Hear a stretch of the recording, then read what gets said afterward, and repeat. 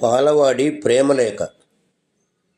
నీ జీవితంలో పాల్పంచుకుంటూ కష్టసుఖాల్లో వెన్నంటి ఉంటానని, నీతో కలకాలం చల్లగా ఉంటే మన ప్రేమ పెరుగవుతుందని ఆశిస్తూ నీ నేయం కొరకు ఎదురు చూస్తున్న నీ పన్నీరు రాజా.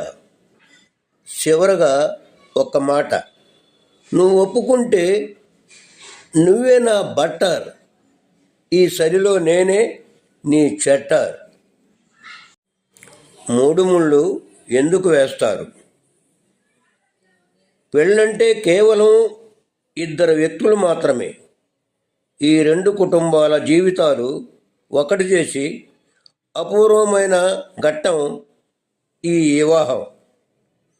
ఇప్పుడంటే పెళ్ళిని 5 గంటల్లో పూర్తి చేస్తున్నారు, కానీ పూర్వం రోజుల్లో పెళ్ళంటే 5 రోజులు పండగ.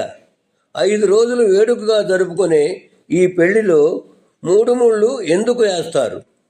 దీనికి ఏమైనా పరమార్థం దాగి ఉందా అనే సందేహం మీకు ఎప్పుడైనా వచ్చిందా?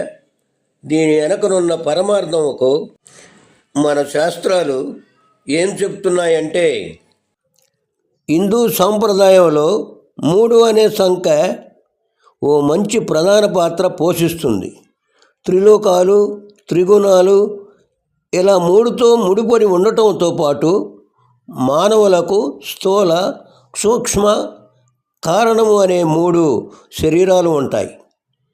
ఈ సమయంలో వేసే ఒక్కొక్క ముడి, ఒక్కొక్క శరీరానికి వధూవరులు కేవలం బాహ్య శరీరంతో మాత్రమే కాకుండా మొత్తం 3 శరీరాలతో కలిసి మెలిసి ఉండాలనే ఉద్దేశంతో 3 ముళ్ళు వేస్తారని శాస్త్రాలు చెబుతున్నాయి.